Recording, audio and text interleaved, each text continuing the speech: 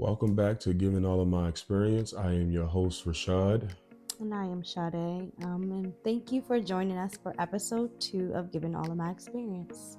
Yes, thank you. We're glad to have you guys back. Episode 1, we talked about how we met, just shared some insight about our life, about the death of our child, Zion. And then we just talked a little bit about, how we met, what we felt at the time that we met each other. Yeah, so now we're here for episode 2, where we're going to talk about how we built our foundation for our family, the early stages of our life. It's just most of all of our episodes, we're just going to kind of build, it's going to be a building block to just get to where we're at now, and just helping out people just because of the fact is that we do have a unique story.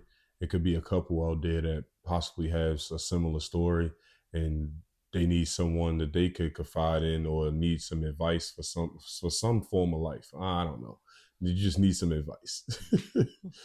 Yeah, so we're gonna go ahead and get started. Um, Today I really just want to talk about what our relationship looked like in the early stages of our life. In the early stages of our life, like I said, I was coming out fresh out of a relationship. I really didn't know what to expect when I met Sade because of the fact is that I had 3 kids at the time. I had Junior at the time. Junior was going on 3 years old when I met Sade, and I had the twins who had just turned 1. And I believe like the first 30 days, first 40 days of me and Sade like really messing with each other. I didn't even tell her about the kids because I just wanted to get to know her, like just get to know about her, see if it was somebody that I would like to bring around my kids, just see if the vibe was good, just to see if this was actually a good fit. And yeah, well, how did you feel about that when I told you that I had 3 kids? How did you feel about that one?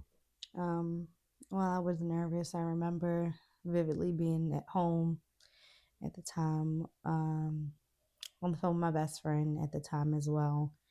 We were just having a regular conversation, and then you had sent me like this long text message about your feelings, and then like somewhere towards the end of the text, it's basically said, I have a son. And I was like, okay, a son. And then I remember reading further and you saying you had a set of twins. And then that's when I dropped down to my knees and I was just like, well, what do I do? Cause me, I was 19.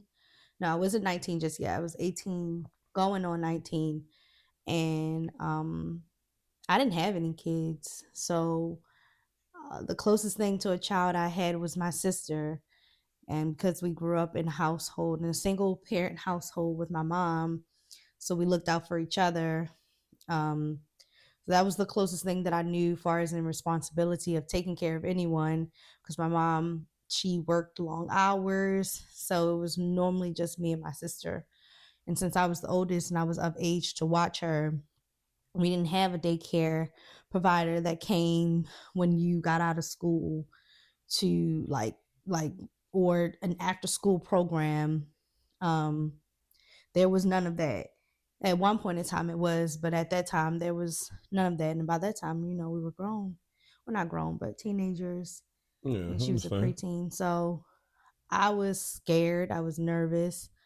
Never even imagined being with anybody who had kids, and I always would tell my best friends or my friends, like, I'm not dating a guy with kids because I was like a free bird. I like to go out. I like to party with my friends, and I like to just be able to go to and from. Yeah, be able to live life. So yeah, I be get able it. to just enjoy life. But I mean, when I met Rashad, I was like, well, I don't know what clicked in my mind at the time that actually changed my perspective on, oh, I don't want to date anyone with kids, to, okay, I could try this out. I don't want to necessarily say that I don't know what clicked, because we had a bond. We had been talking for over 30 days, and during that time I would have never known that this man had a kid, first of all, because I mean, they it wasn't brought up, and he was always, seemed to me, always working. But also I realized that he didn't have his kids during the week. You had them more so on the weekends. Yeah. So Yeah, I didn't have them during the week because I mean they was still young at that time. So the yeah, most I would do is pretty much like pick them up from daycare, and then with the twins too. I actually did have the twins, but I would have them every other week. So like yeah, some that was weeks my that. weeks would be hectic, and some weeks it wouldn't be because most of the time, like the weeks that I didn't have them, when I got off of work, I would drive to your house and just be kicking in the front of your door. We'd be in the car just Yeah, talking just for a couple hours, and then I just go ahead and go home for the night. So, yeah. yeah, I mean, for me, I was nervous just because of the fact is that I understood it. Like, you were 18, I was going what? I turned 19 that year, yeah, because we the Hmm. same age. So yeah, I turned 19 that year, so I already understood it. I'm like, well, shoot, I mean, if she say we can just be friends, You know what? I'm lying. You were already 19. I yeah. was I was 19 because I remember now. I'm thinking back. I had turned 20. I turned 20 that year. I was already 19. I turned 20 that year because I remember having a small birthday party at my grandma's house, and I'm thinking about it. All right, I well, had the yeah. short haircut and Now I everything. was probably 20. Now I don't know. Yeah, Time going past too fast. That's all I can say. Well, no, yeah, technically that is true because we going on 10 years this year. yeah. So I was actually Yeah, already 19. yeah. So I I wasn't was I 18. was I 20 was. already. Yeah, Mm-hmm. but my thing is I didn't really, not gonna say I didn't care, but it wouldn't bother me none if you'd have just been like, oh no, we just going to be friends, because I understand, like you said, you were just 19, you're about to turn 20, you have no kids, you're a free bird, you pretty much Mm-hmm. can just get up and go. So I would have understood it if you'd have been like, nah, that's not gonna work, and I'd have been cool with that. I'd have respected your decision. It wouldn't have been none of those like negative reactions because I understood, but I just knew that, like, if you was like, yes, let's take this chance, I wanted to let you know that, like, bro, I'm not just trying to have a fling. Like, I'm really trying to have something because I know my situation.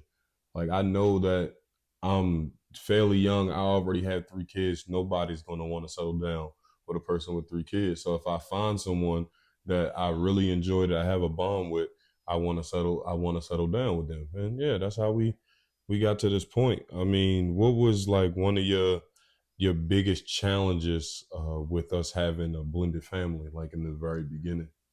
Well, I guess blended. I guess I would be blended into. Uh, Not the moms, but one mom.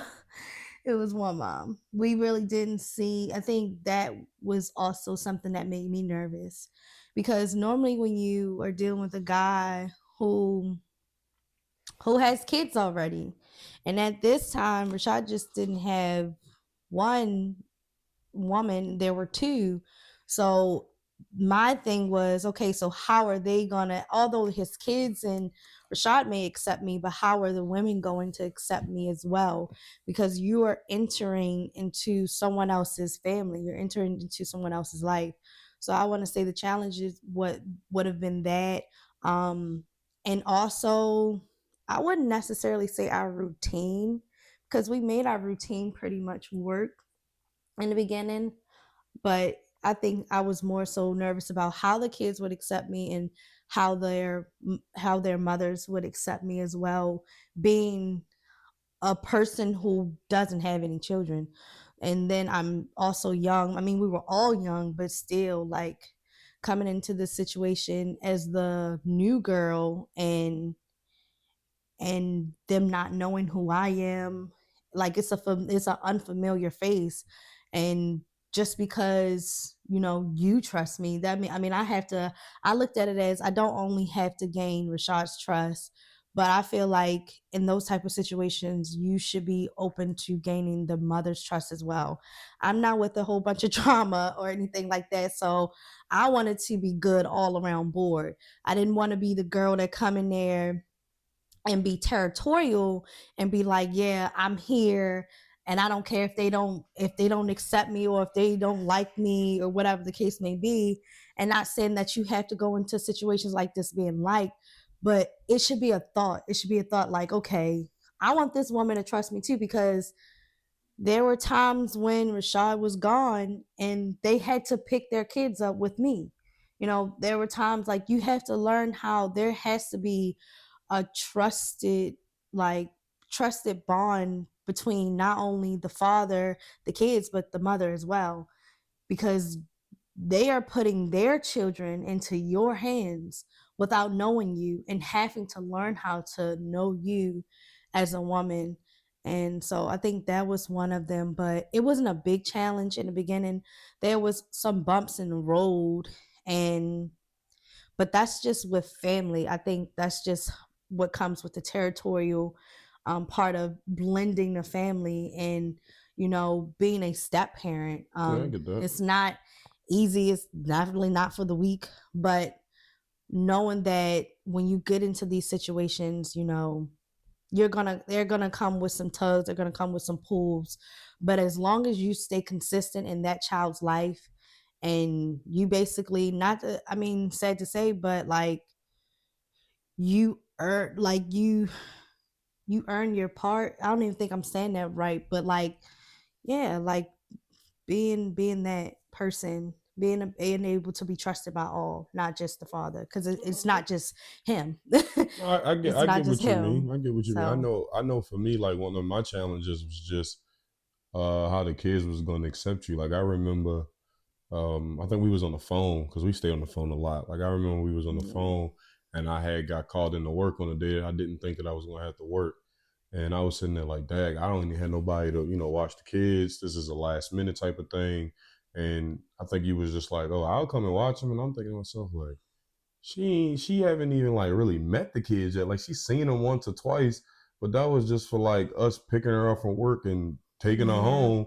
And she about to just volunteer to watch them Because like overnight because I I was also working overnight love at the time. kids, so it didn't But matter to me. but for me, it was just like you getting twins and Junior. Junior was a little terrorizer at the age of Oh 3. yeah, He it was was two. It was no, two. I'm just saying, I like mean, going going into into three, transitioning to yeah. 3, he was terrorizing. Like he was getting into that terrible. He was in that terrible 2 stage, but he was getting to that And he loved me. terrorizing He stage. loved Like him some me. yeah. He loved, like, you would have thought me and Junior had known each other from the time he was born. Like, you would have thought Junior was my man. Truth be told, he did not want me to go anywhere, to even go to work. He would cry. He would be so upset Junior and Cameron. if, and especially, yes, Junior and Cameron. Yeah, Oh my Junior and gosh, Cameron. Cameron was like tied to my hip. You would have thought that I birthed him myself, how our bonds was. But that was just because, like I said, I love kids. And off like from the beginning, I showed I women naturally have a nurturing part of them. So I think me getting, like, using what I learned from being with my sister, because like I said, my mother, she worked long hours. It was mainly just us. So having that nurturing part of me, I think that's what like drew them to me so quickly. Like it didn't even take, I think I was around them for like maybe a couple of weeks, and Yeah, we no, had that's built a how it bond. go. Well, I know you was just talking about building trust, but that was more so with the kids' mom, so they can get to know who you were as an individual. What would you say was like your biggest moment for us, like establishing that trust with one another, like knowing that this was something more than just like a relationship. Like you could see that this was going somewhere else. Like, did you have a moment that stood out to you in our relationship in the early stages where you was like, all right, I can see why we need to communicate better? Like, was it any kind of misunderstanding that led to us that needed to communicate better? If that makes sense. Um, I mean, trying to make sure I understand your question. Just saying, like as far as us building our communication, like that was really one of the biggest things we harped on Oh in the yeah. early stage of our relationship. What would you say was like a big moment in our relationship for our communicate, like the growth of our communication? Like, was it us having an argument, or was it Oh, just like okay. a realization, like, oh, It okay, like was this is really a real relationship? definitely an argument. I would say we were probably like 8 months in. I never forget it. And we were up. I didn't, because I had so much. see, I had a lot of emotional baggage with me. I didn't have like act like, well, no, it's actual baggage because it's a lot of emotional baggage. I didn't know how to communicate. I am a type of person where I will shut down completely, especially if I feel like you're not, I guess, wouldn't be paying attention to the signs of my mood. And it's not that you weren't paying attention to them, it's just like you were not there to, like, you would always constantly, I think that was our biggest thing. You would constantly remind me that, Sade, I'm not in your head. So if you don't say anything, I won't know what to fix. And I had a struggle with that. And I think your breaking point for that lack of communication was when we were 8 months in. I'll never forget it. The kids, I feel like the kids were maybe upstairs with your mom. I know we was just like going at it. You to the point where you were like, I'm about to call my dad. I'm about to just go to his house. And you can stay here and sleep here for the night because you don't want to talk. And I don't even know what I wasn't talking about. I just know that I still had a hard time communicating. I still also had a hard time with trusting, like trusting that you wouldn't, because there is always that saying like, men are never truly over their baby mamas. They're never really over them. They always go back, and the girls, they always come back. And I felt like with the twins mom, I felt like because y'all had such a great like relationship with each other, or what it seemed to be, because of the stories that we would, because we were pretty open about our relationships and Yeah, what they we did, talked about, because talked I about mean, everything, like we, how they had was leading into marriage and stuff like that. So all that stuff was talked about. So I was in fear, or like scared that, like, dang, is this too, I would honestly be like, this is too good to be true.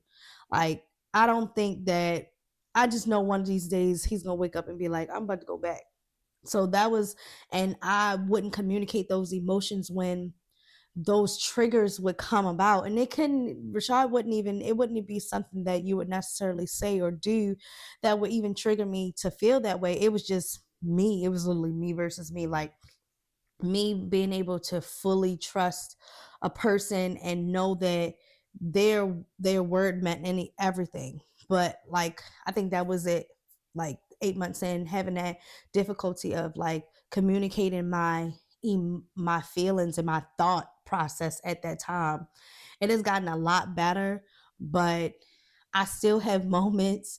But I will say that, um me just being able to open up that bridge, and it could be something small. That's why I say I still have moments, because sometimes Shaw will ask me what's wrong, and it could be something small, like I'm hungry, and I'd be like, nothing. He'd be like, no, but it's something wrong.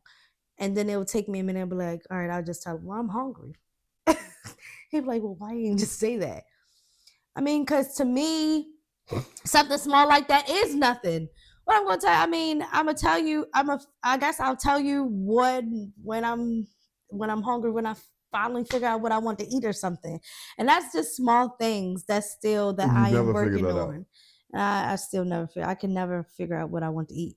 But far as in relationship wise, I like, if something is bothering me, I've learned to be a lot more open to communicate, like, okay, this is bothering me, like, because I feel like it's no point of me trying to figure it out in my head.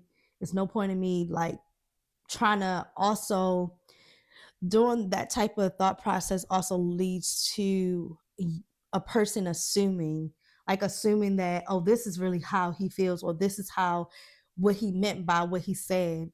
And now you over here assuming things and making up your own daggone scenarios, and now you making yourself even more mad about something that wasn't even true. So I think that's one of the things that was one of our biggest hurdles, is my communication of my emotions and my thought process. I mean, because my thing was that I've never I've never seen a successful relationship like growing up. And I mean, you haven't, like, we came from kind of the same kind of environment. So it's like I've never seen a successful relationship growing up. So, but I know that from the stuff that I would see on TV, like, not to sound corny or cliche, watching the Bill Cosby's, watching the Fresh Prince of Bel Air's, watching the Family Matters, Good Times, all of them, all of those relationships, all those couples in that starred in those shows, they were big on communication. And I get that it was like a reality TV show. I mean, not a reality TV show, but it was a TV show, and and it was acting, but at the same time, it was like it was still showing you something, like giving you a form of game in a sense, showing you Mm, what a real relationship looks like. And because I never seen it with my eyes, and the only thing I would do is watch countless hours of TV, I'm like, yo, when I get in a relationship, this is what I really want. Like this is what I want. I want to be able to communicate. And my thing was with me, it was like you don't even have to talk. Like because I get that some people are comfortable with just sending text messages. mm-hmm. So if you comfortable with conveying your message through a text message, for me, that's fine. Mm, And that's what I was really just harping to you early in the relationship was like just talk, because that's the only way this relationship is going to get better. yeah. Because we both came from an environment when we talked about our feelings, how we were raised, our environments were very argumentative. It wasn't, Mm-hmm. hey Day, let me sit down and talk to you about what's going on in school, No. or hey Rashaad, let me sit down and talk to you about what's going on in school. It was Mm-mm. always a whole bunch of yelling, a whole bunch of cussing, a whole bunch of fussing. And Whippings. yeah, so it was like for me, it was like I that wasn't going to build a healthy relationship for us. No. And then on top of that too, we both had this dream where we didn't want to be the norm. We didn't want to be the status quo, and we didn't want to raise the kids and our kids. At that time before we had any, we didn't want to raise our kids to be normal. So it was like for us to not raise them normal, they had to be in a different environment than we grew up in. So we Mm, only way that we can make our environment different was by talking, was by communicating. Because then when life really hits you, when things really get hard, that's how your relationship gets better. Because I yeah. mean, it's been countless of times where we've had like real bad arguments, and I'm like talking like where we're currently at in our house now, where we thought that this may have been the end. But the fact that we are able to talk, we have that bridge of communication with each other. Once like the emotion settled down, we talked, everything was resolved. Where Yeah. if we would have been building a foundation off of just arguing, not talking, holding our feelings within, our relationship would have never got to the point that is at now. So I really kind of encourage like anybody that's watching this today, that if you're in a relationship with a person, just take some time out throughout the week and just talk to them. Do a weekly check-in, do a daily check-in, just ask how you doing. And not just how you doing, like just as far as your day and stuff like that. Like really ask how you doing. Because like I'll ask y'all that. Where's your mental? Yeah, like I'll ask y'all that. I'm like, how are you feeling? And she like, oh, I'm pretty good. I'm like, nah, for real. Like, how are you feeling? And she'll be looking at me sometimes like, bro, what the hell do you mean by that? But I really want to know how you feeling, because at the end of the day, the only way our relationship is going to stay good is going to advance is if we're both happy.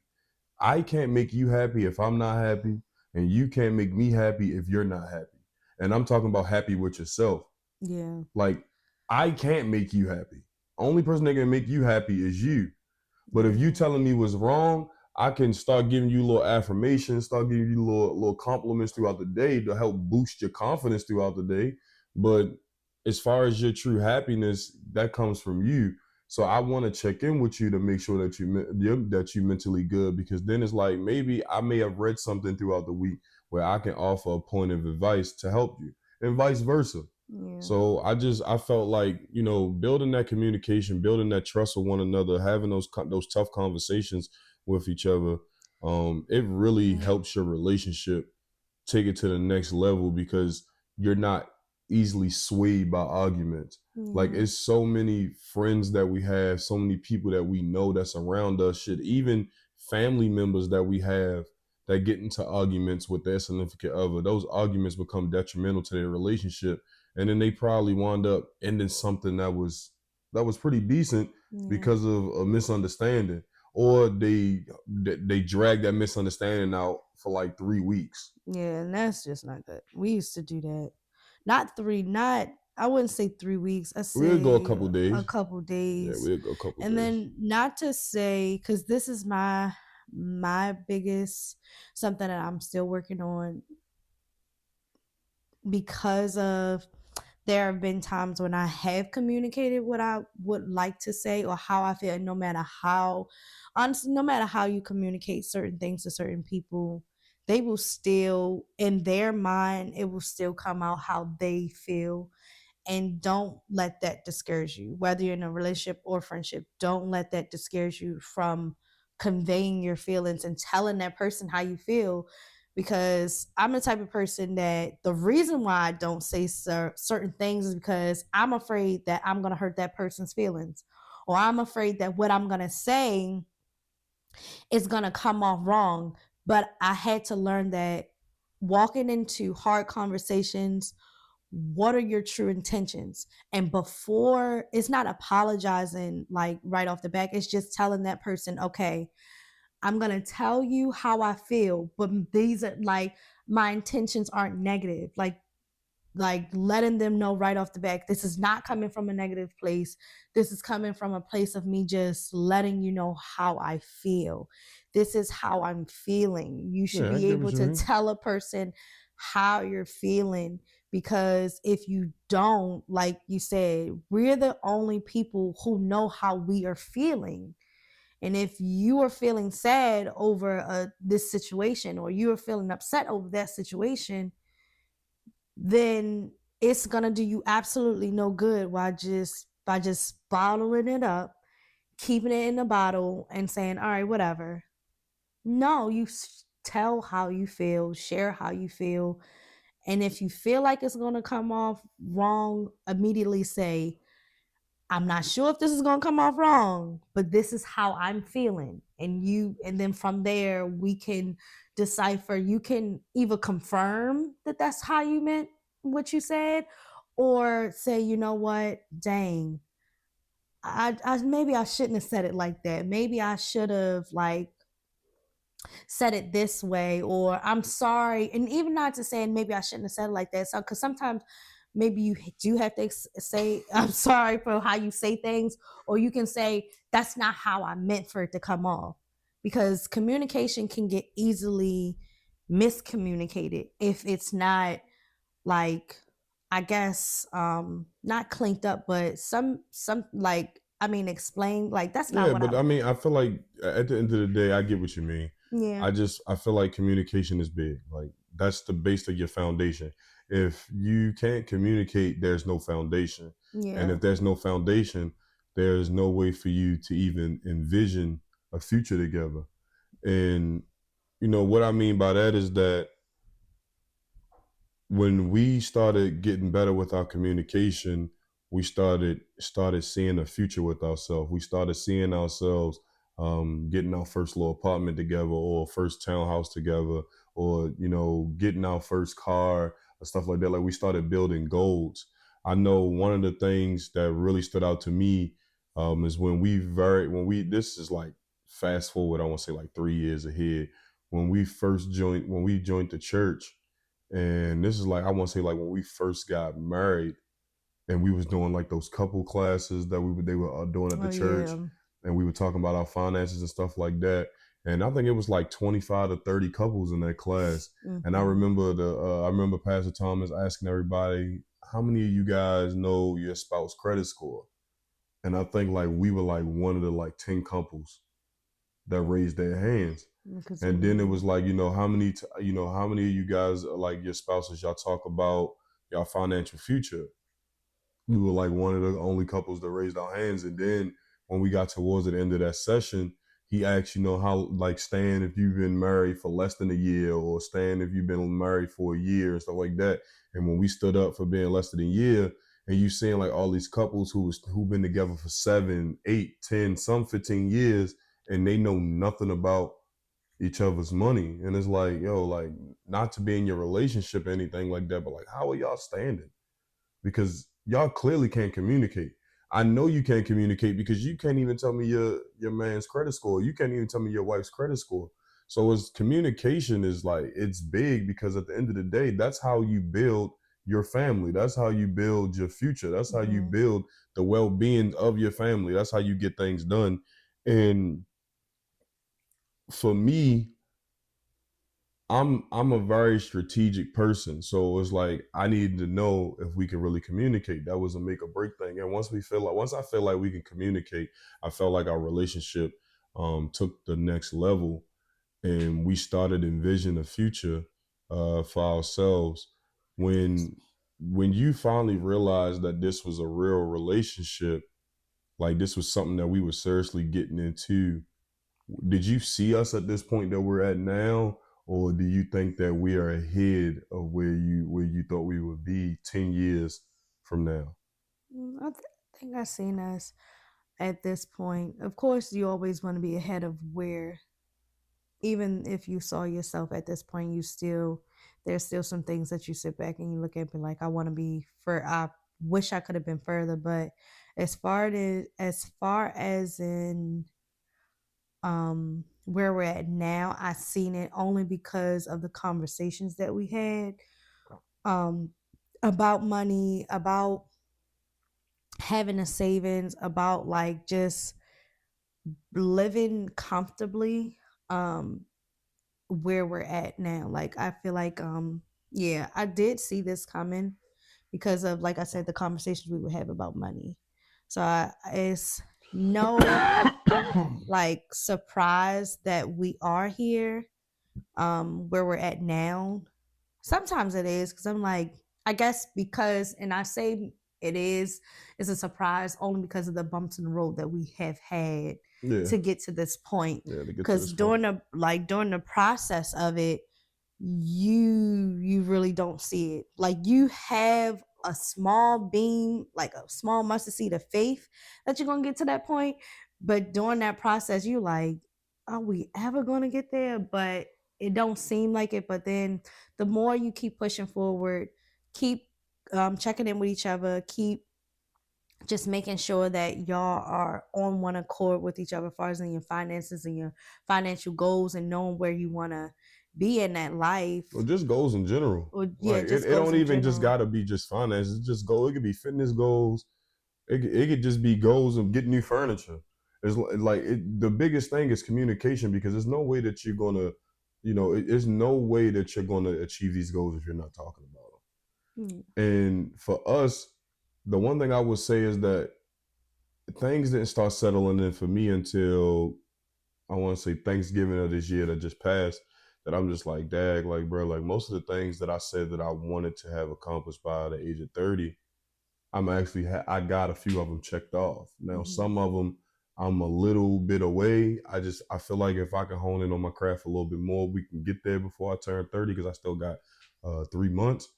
But as far as the most of it, we really got it done. And then the thing I would say, like to your point, the bumps and the bruises in the process, we wasn't even really writing our goals down the way we were supposed to. Like it was just Mm. more so us just typing notes down on our phone. Maybe we may write them down here and there, but Notepads. yeah, but it wasn't like we had like a board that we were updating.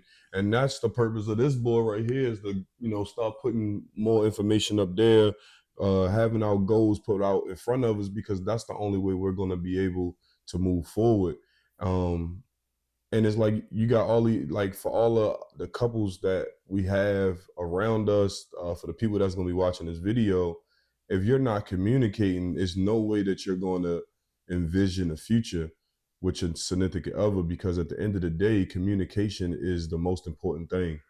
You need to communicate to build a plan.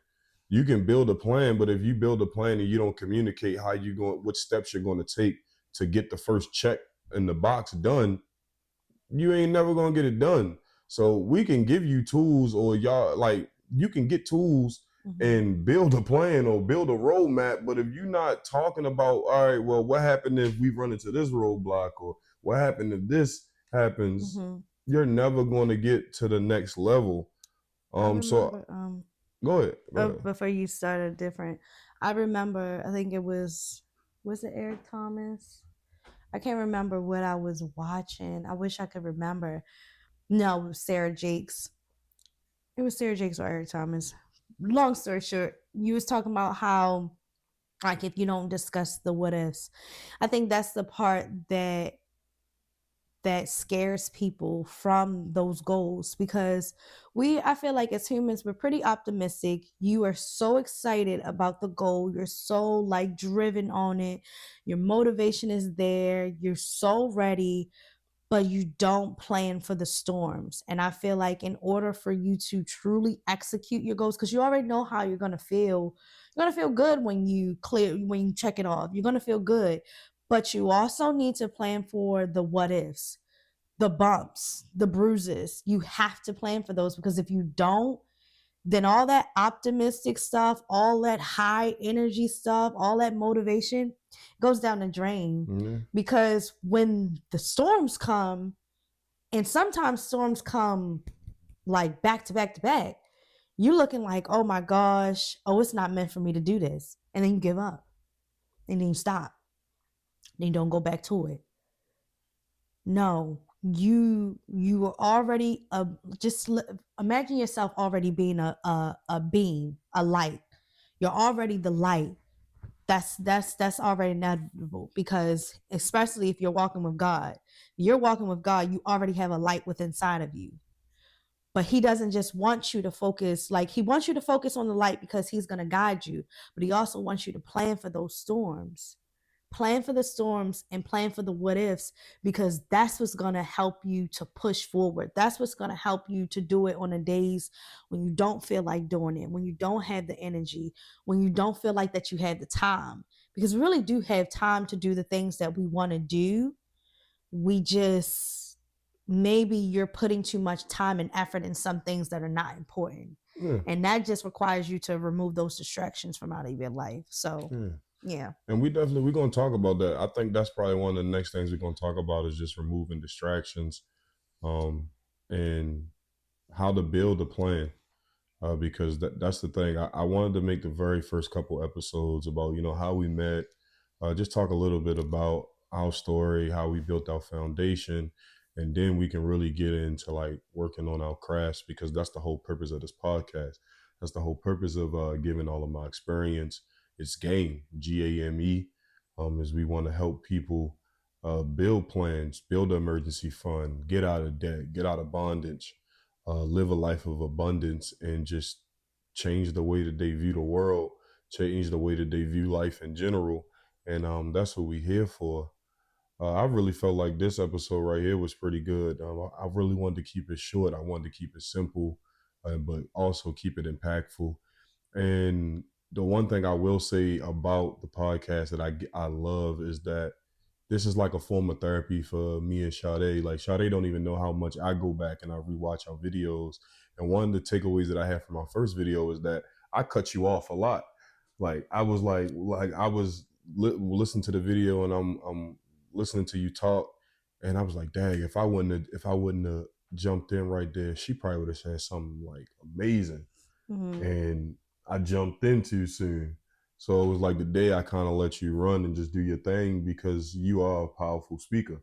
So Thank you. sometimes I want you to use this platform to use your voice, so you can encourage other women to use their voice. Like I feel like some women stay suppress their voice because podcast and motivational speaking is a male dominant industry, Mm-hmm. and I feel like it shouldn't be, because y'all just No. as powerful. So with that being said, we just want to say thank you for joining us again for episode number 2. This was definitely a pleasure. I am your host, Rashaad. And I'm your hostess, Sade. Thank you again Thank you. for watching, giving all of my experience. And before we leave, I want to say thank you to everybody who showed us love from Yes. episode 1. It was It was truly overwhelming. It greatly was like great. You don't even appreciated. understand what you did for our mental. And We're both overthinkers. So yes. yeah, so you don't even understand what you did for our mental. It encouraged us to keep going. Outside of the podcast, I'll be doing videos just separately on my own, for all the men and young women out there who want to work on getting more spiritually inclined. Just talking about finances and how God works in our financial world. Sade has some things that she's working on. Not going to throw all her stuff out there, but she has some things that she's working on. We do this every Tuesday. We're going to drop the videos at 6 a.m. You can follow us on Instagram at Giving All Our Experience. You can follow us on YouTube, Giving All Our Experience. You can follow me on Instagram at Rashaad.Williams Sr. You can And you follow can Sade. also follow me at Sade Williams 2_. Yeah, so I will have all of this stuff in the description below. Yeah, this was another episode. Just Of short, giving sweet, and all of my simple. experience. Yeah, giving all of my experience. You know, experience shared is experience multiplied. That's what I believe in. And the one question I will ask you before we leave today is, is that, wealth starts in the mind. So what's stopping you? What's stopping you from getting to that next level? What's stopping you from taking your relationship to the next level? Maybe your spouse is waiting for you, or maybe she wants to do it, or maybe he wants to do it, and they just want to see if you're serious. So it's time, and come join us, and we can help. Till next time, we'll see you next Tuesday.